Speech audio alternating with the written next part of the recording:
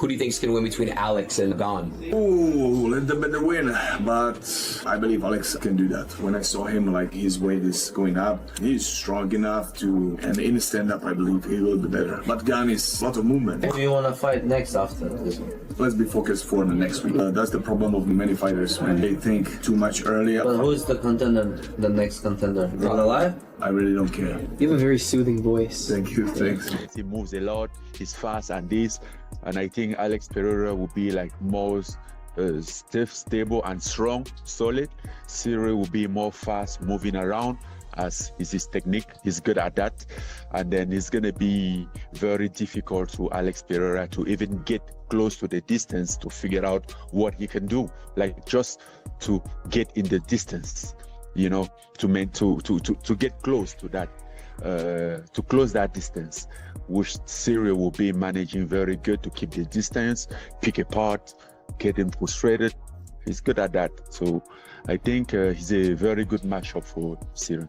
And Volkov has good technical ability on the feet, and he beat Ciryl Gane in their last fight and did very well on the feet against him as well. So when he finds someone who can really cut off the cage like Pereira and really punish him, Gane hasn't got the first round finish ability that Aspinall does to make him a threat to a guy like Alex Pereira. He also doesn't really have the offensive wrestling game to make him a threat to a guy like Alex Pereira either. He could get it done.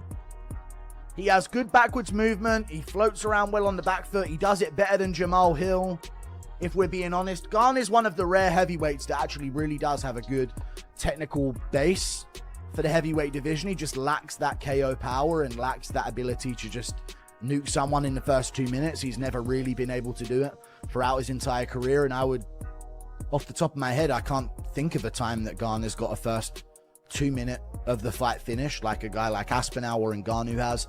But Pereira should win this one, I think. I mean, who else is going to fight though?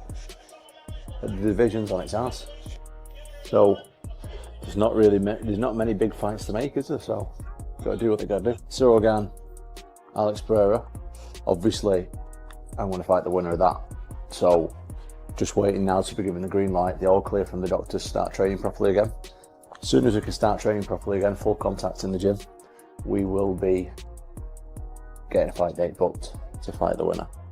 So just waiting for the clearance to be medically cleared now, and then we go.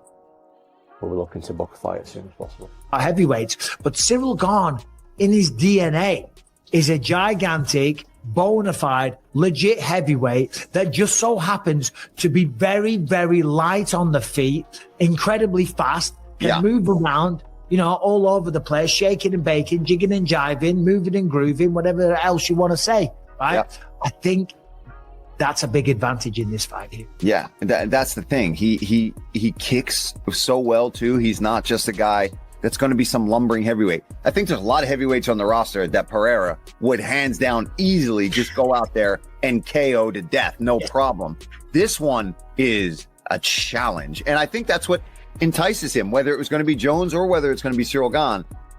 You're going for that third belt. If he gets it. This fight announcement has divided the entire MMA community, with Alex Pereira stepping up to challenge Ciryl Gane at heavyweight. Some experts see Pereira methodically cutting off the octagon with his trademark composure, eventually landing one of those devastating knockout shots that made him famous. Others believe Gane's superior movement and distance control will create serious problems, forcing an uncomfortable pace that doesn't suit Pereira's aggressive style.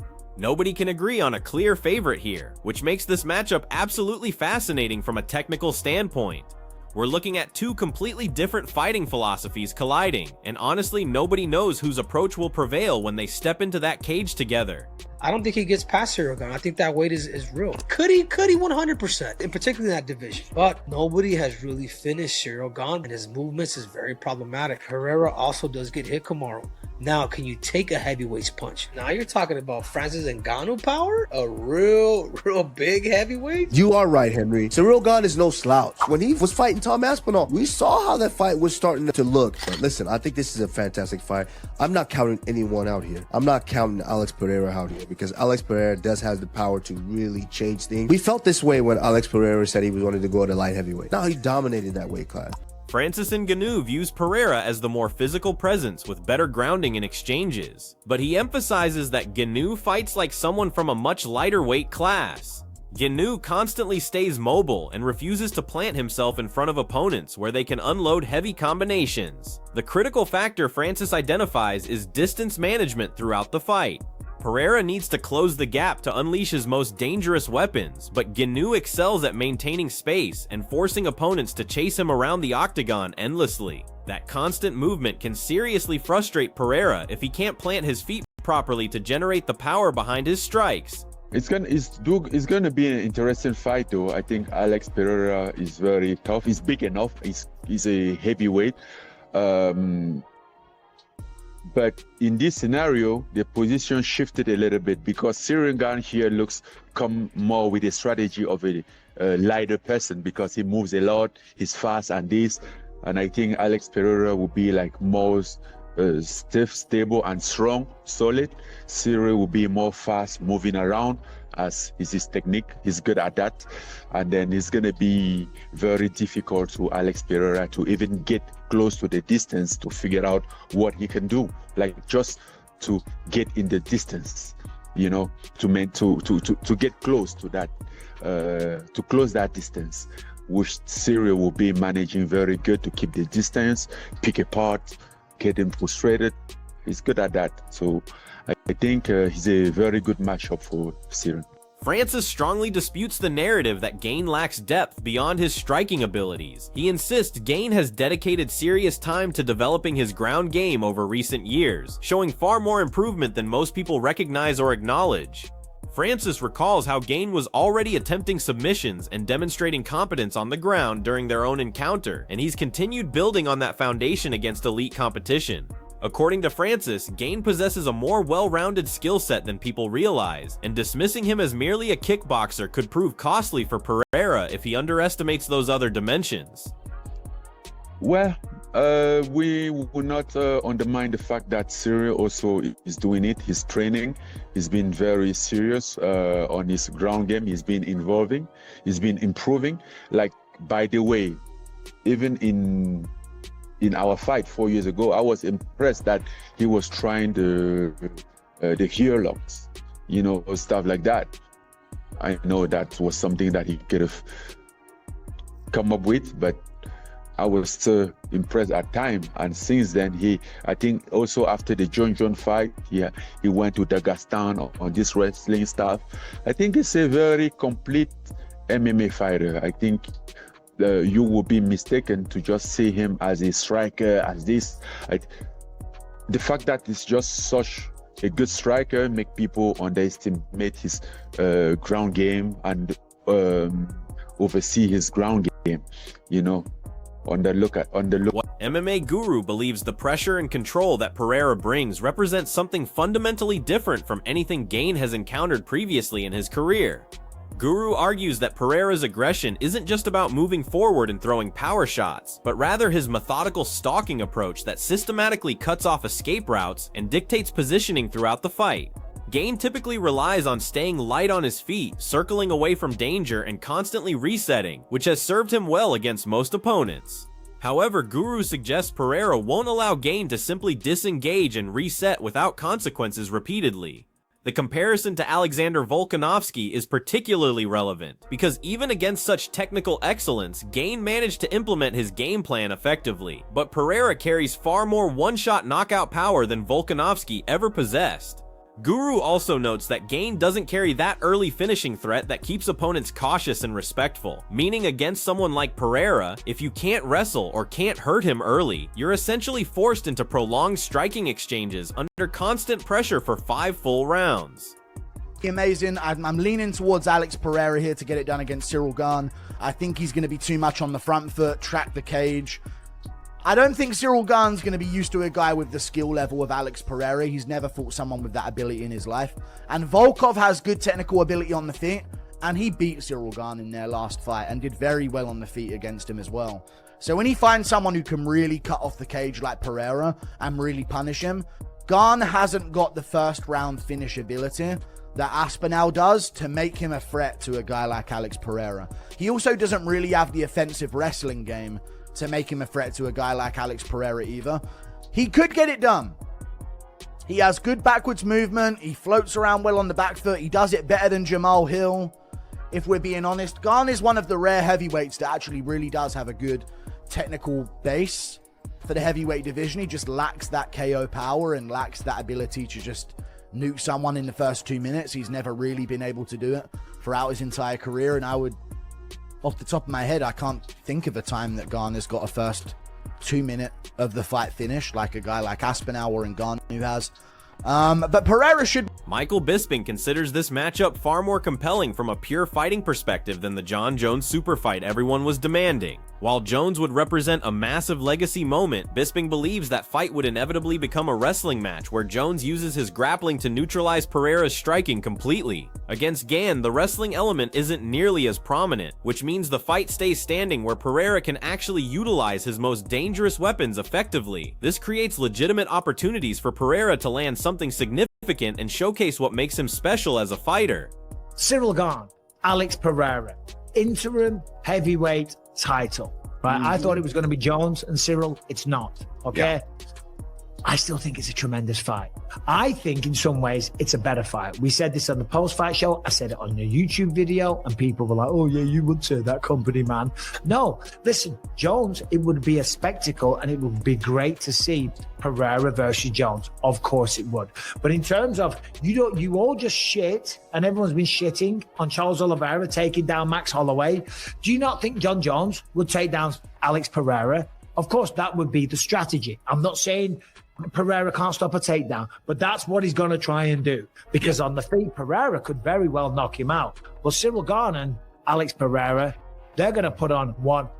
Bisping acknowledges the significant size and movement advantages that Gane brings to this contest. He's not dismissing Pereira's power or suggesting it won't translate up to heavyweight, but he consistently emphasizes that Gane is a natural heavyweight who's been comfortable at this weight class throughout his entire career.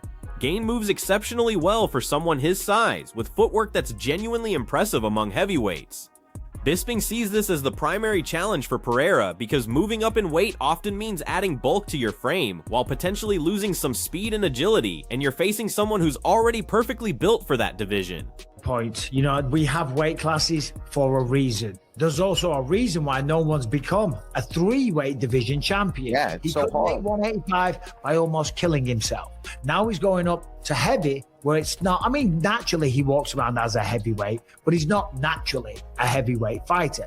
So what will happen? He'll be heavier, which will slow you down a bit. He will have, I think, extra power. I still think he can take the shots. I think he's still got the power to knock out heavyweights. But Ciryl Gane, in his DNA, is a gigantic, bona fide, legit heavyweight that just so happens to be very, very light on the feet, incredibly fast, can move around, you know, all over the place, shaking and baking, jigging and jiving, moving and grooving, whatever else you want to say, right? I think that's a big advantage in this fight. Paul Felder views this as a significantly more competitive fight than many people are giving it credit for being. His analysis focuses on the round-by-round dynamics and what each fighter can realistically accomplish. Against someone like Jon Jones, Pereira would spend most of his time defending takedowns and dealing with wrestling, which completely removes his striking advantages from the equation. With Gane, that wrestling threat isn't as prominent, so the fight remains primarily a striking contest where Pereira has genuine opportunities to find openings and implement his game plan successfully.